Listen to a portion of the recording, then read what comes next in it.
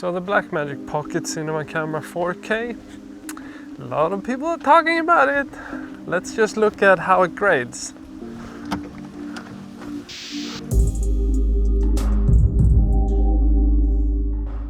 I picked out a couple of parts in this footage series that I thought would be kind of interesting to have a look at.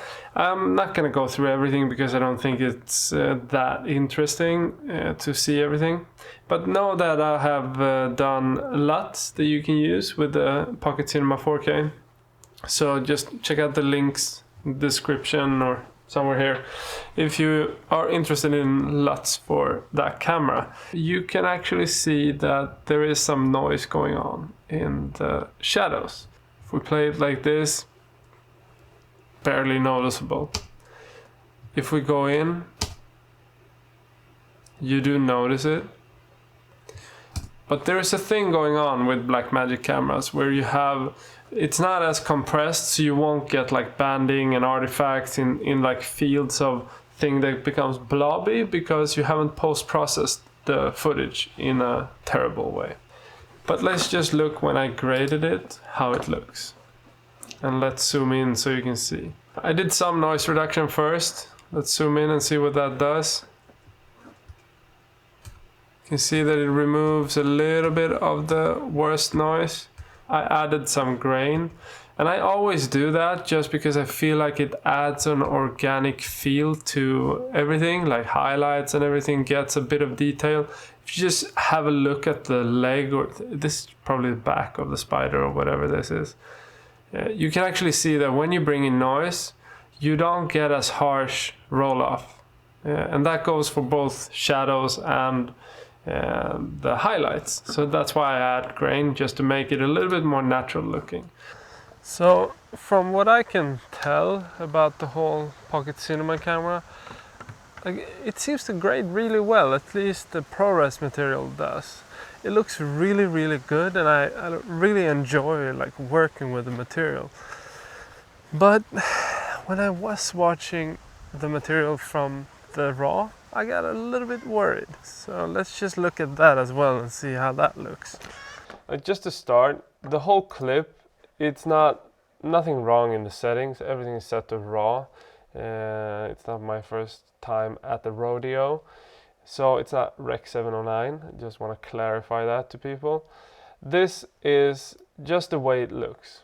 So let me just show you how you would go about cleaning up an image like this and what type of process it would have to be just to clean it up. Let me just zoom in and show you guys this pattern here that you got.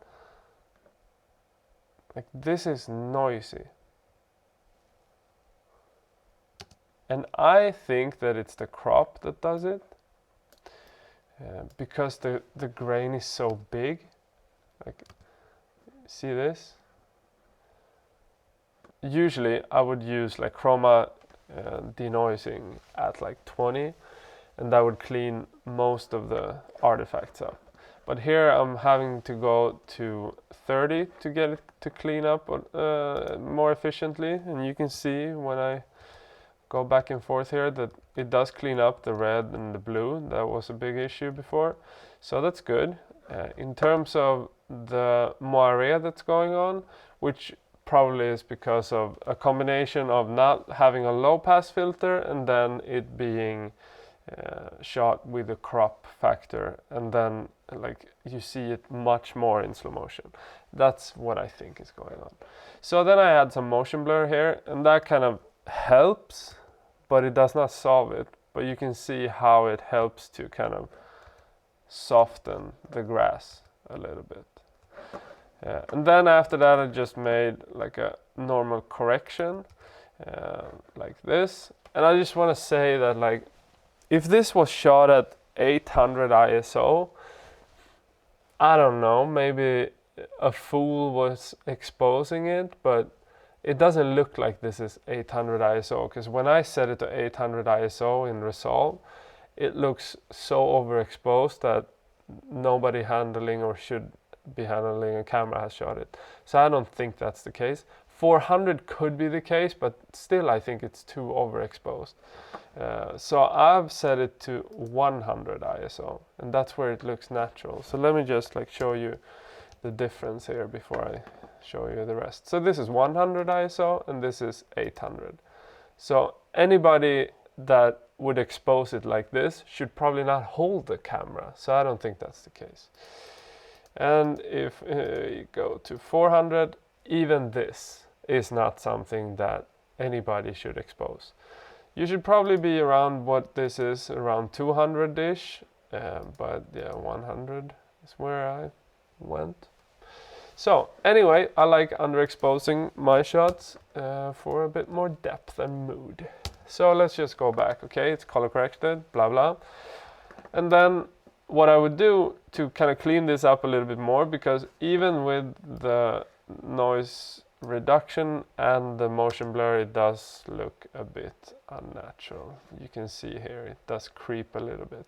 That's because of the slow motion as well, because that, like, usually when you have slow motion like 120 or whatever, it's so unnatural in terms of the noise pattern, so you need to add noise that is actually like 25p or 24p ish in terms of the frequency, because otherwise it's not gonna look natural. So that's a pro tip for y'all.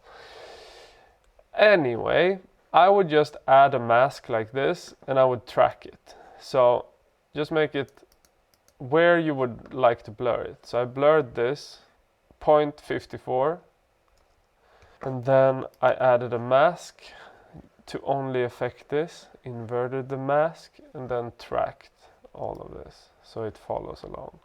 And that's just to soften up this part. So let's just turn that on, and when you do that, this is fine, it's totally fine. And then maybe after that, maybe we would put like a LUT on or something, or you would grade it. We would add some grain. I would probably punch this up a little bit. I would probably punch this up a little bit.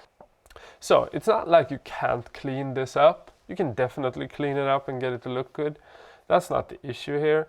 The issue is, should it be this way out of the box? I don't know. You tell me in the comments. A lot of the time I feel like the thing that people worry about in terms of like color grading, it comes down to like having the perfect situation. That's not like something you can expect when you do documentaries. So looking at the material, you can't really tell how it's gonna do in a documentary setting like this, but I'm shooting this on the Pocket 2K, and like, you get so much out of this camera. It's an amazing camera. I wouldn't worry too much about it. But certain things like the RAW, why is it so noisy and why is the sharpness all weird on the shot that I've seen? I've only seen one, so I can't say that much. But it worries me a little bit. I mean, when you do have a camera like the Pocket, you can't expect to get everything. I think that what I'm seeing right now from all this, that it has so high dynamic range. I mean, the Pocket Cinema camera has that too. This is shot in ProRes HQ 2K, and you have details. Like, I wouldn't worry that much about that. The shadows are clean. The light sensitivity is the only thing that I could complain about in the old version. And then the sound and the battery. Those things I think was like, yeah, that's my main concerns. The screen wasn't all that good. Like, there was a lot of stuff that wasn't all that good about this one, but for the most part, it's like the perfect pocket camera. So grading this shot, I felt like you have the dynamic range. You could, if you wanted to, go in and like punctuate things and get more detail out of her hair, and it's there. You don't get too much noise. And then let's just look at the night shot here. I have made a couple of different LUTs, so I'm just gonna switch to this one, which is more natural looking for this shot. This is the before, the after. Before, after. It really brings out like the cinematic quality in this shot, I feel. This makes me super happy to see how well it kind of handles this contrast. You see a lot of detail in the shadow. Problem though is that this was lit. So the details that you do have maybe that's just because you have a lit scene here. So I wouldn't judge like night performance off of this perfection here. That would not be a good thing to do. So let's just continue to the next one. This is an amazing test for this camera, I think. If we just look at like, okay, so let's select this one here. You have a scene here which is like just amazing as it is. You have all the details in the sky. You have it's a bit of a color casting in it, but this is before, this is after. You could definitely go in and track and do some more like lighting here in this area just to get like this image to pop. But just to see how much detail you have and that it doesn't bring noise into the picture, that amazes me. It's so clean. So clean, so clean, so clean. The type of stuff that you can do just from natural light, it amazes me how much detail you have. And like you could even bring more out of the sky. Everything is there. You want a camera like this.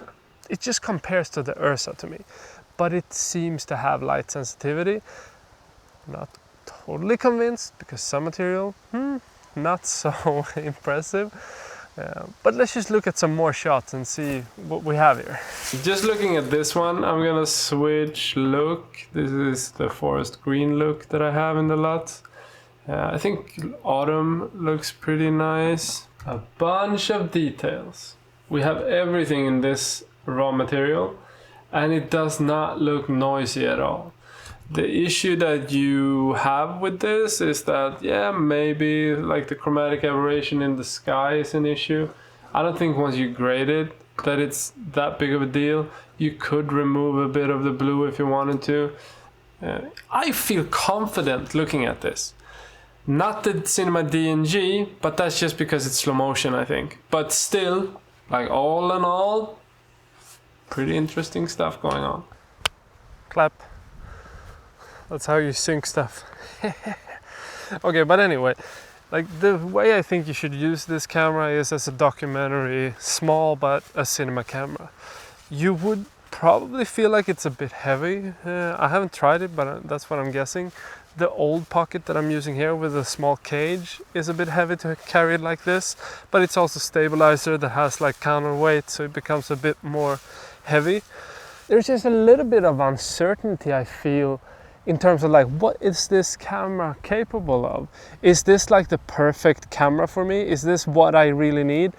Grading it, I feel like this might be the perfect camera for me, but at the same time, I get a little bit concerned about how it's handling, at the moment at least, like what is the raw footage.